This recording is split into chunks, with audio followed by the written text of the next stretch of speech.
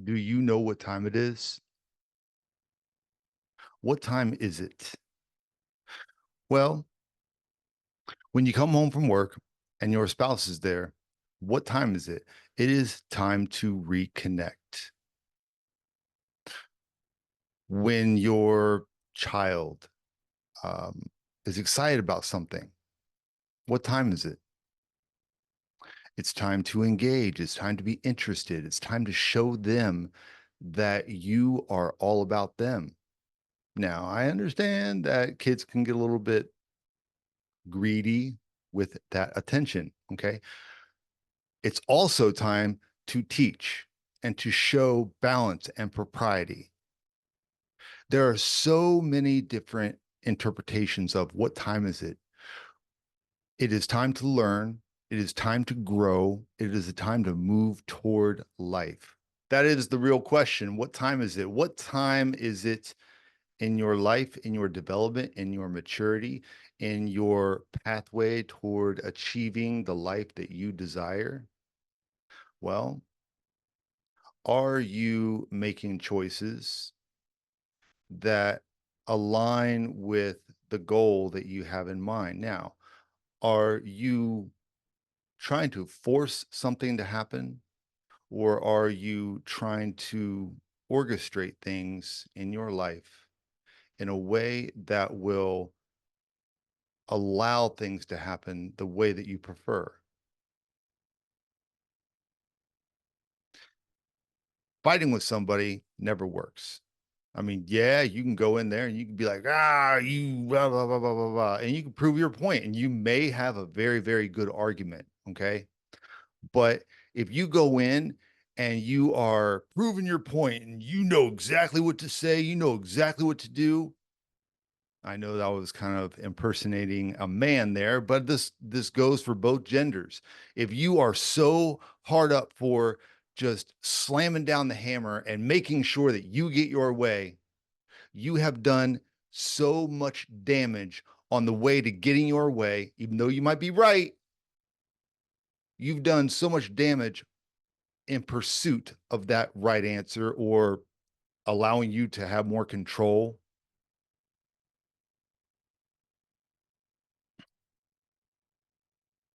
We need to be very mindful of the way that we are going after outcomes that we desire. It may take a little more time. It may be stuffing down that ego. It may call for some kind of unique or out of the box solution. But what you're trying to do is you are trying to attract the outcomes you desire. You are not trying to wrestle them and pin them down and get a 3 count. 1, 2, 3. No, no, no, no, no. You have made it more difficult.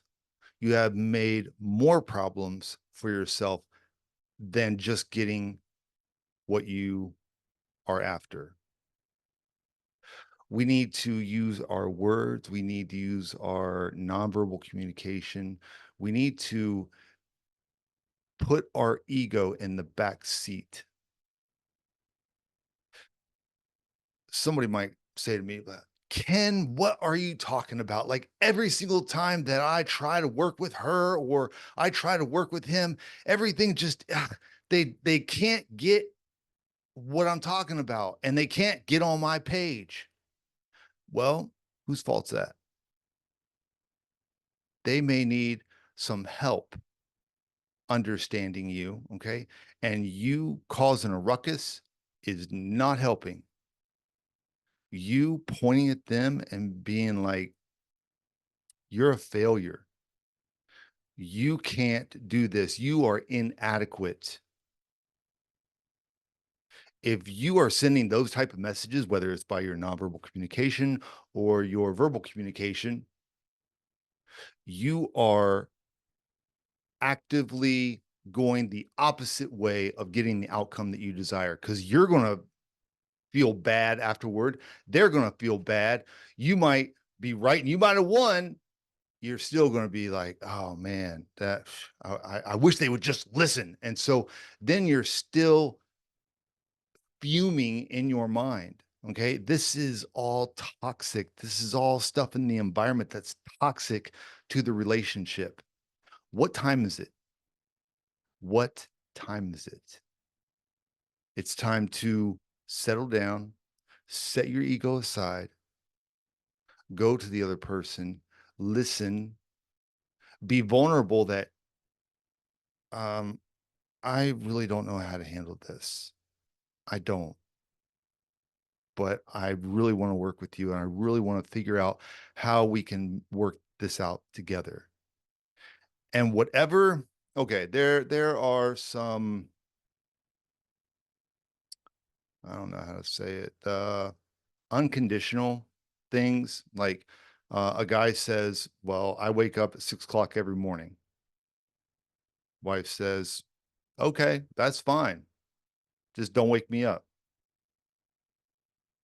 The guy sets his alarm for 6 o'clock in the morning. Alarm goes off.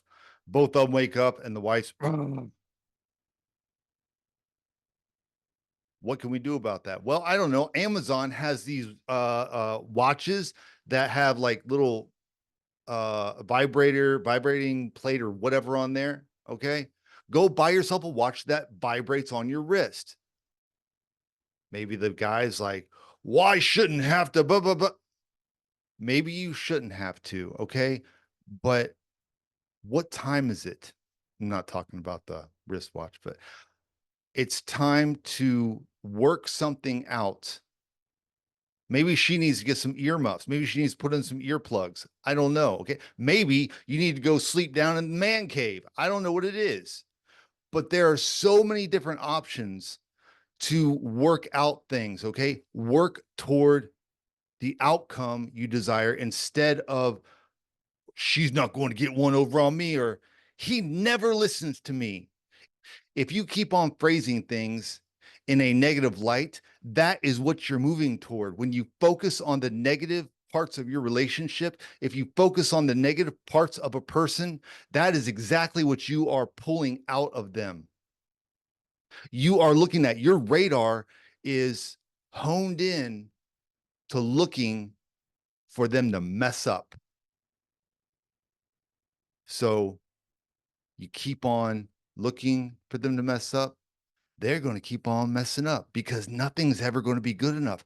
How about this? How about you change out that lens that you have and you start looking at the positive, beneficial? Why did you marry this person? You see what I'm saying? It's like we get into this infatuation and we're like, oh, this person is perfect. They have everything that I want. Why is it that you, after like 2, 3 years, you're like, I'm not getting what I want. I don't even know if they make me like myself. Oh, it's their fault that you don't like yourself. If we can admit, hey, you know what? I don't know how to do this. I really, really want to be able to figure this out. Go read a book. Go watch YouTube videos, something. Move toward developing yourself, making yourself more competent. And that's a whole other discussion that we're not going to get into right now, but we need to be competent in how we handle ourselves in relationships. Well, I, I, I do well enough. No, you don't.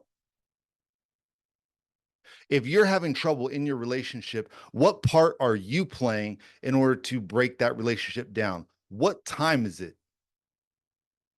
It is time to become competent in navigating these conversations that always seem to spiral out of control. Okay. What is the common denominator? Okay. They always spiral out of control. You need to change the common denominator. You need to change how you approach things. Maybe we need to be a little bit more accountable.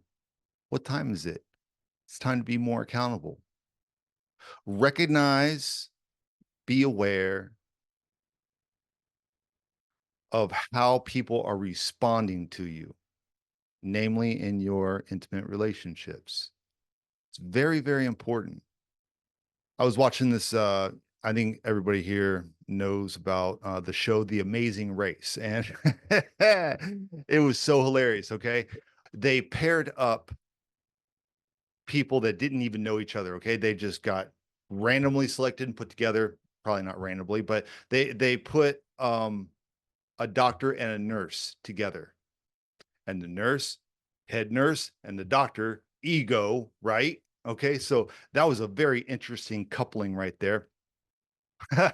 So the doctor and nurse, they're partnered in The Amazing Race. Okay, and the nurse is always just bop bop bop bop bop bop bop bop bop, and the doctor's just, you can tell he's drained. He's, oh man, like he's not even really fighting back. He's just like, all right, well, and he makes little snide remarks and uh really kind of gets under her skin, doesn't do anything to lessen the pressure. Okay, but this one particular instance, they were getting on a boat or something, and they had to make a decision on where they were. I can't remember, but the the the nurse started just going off and just like, you never listen, you never this, that. The doctor looks at her and was like, you know what? I don't even know who you're fighting with right now. When you get so fired up, when you get so angry and you are spewing all of these things that you never would do, maybe in public, or at, maybe you would do it in public, I don't know. But when you get that upset, I'm going to tell you. Now, the other person may be spewing things back at you, and it's really, really difficult to kind of calm down in that environment. But you're upset at yourself. You're upset at yourself because you can't get them to listen. It's not about getting them to listen. It's about attracting the outcomes you desire. You need to attract them to you. You want to have others want to work with you. If you want others, if you want others to work with you, do things that will facilitate that. And that is staying calm, staying objective,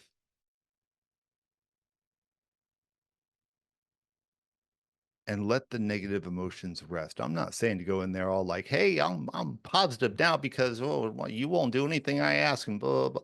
No, but let the negative emotions rest. Disputes, fights, conflict never get resolved when negative emotions are flowing through the veins or neurological pathways, whatever. But when you have negative emotions, all of a sudden you have the shields go down around your ego and the guns come up and you see what I'm saying? Remain calm, know what you're going to say, be respectful, maybe be a little bit vulnerable, even in the height of a type moment. That is all. Talk to you soon. One of my clients just contacted me and said that I should maybe add on a little part to the end of the video. So here it is. I talked to her a couple weeks ago about the love of mercy. The love of mercy. When somebody says something that upsets you, they might have even meant to hurt you. Maybe not as much as it actually did. Maybe it hurt you more than they meant to, or they felt like they were in the right to hurt you like that. The love of mercy says, you know what? There's something going on, and you weren't able to relate with me in a very appropriate way, but I am going to show mercy and I am going to love showing mercy to you because that is what God has called me to do. I think in Micah 6, I think it talks about there are two things that the Lord requires of you: do justly and to love mercy.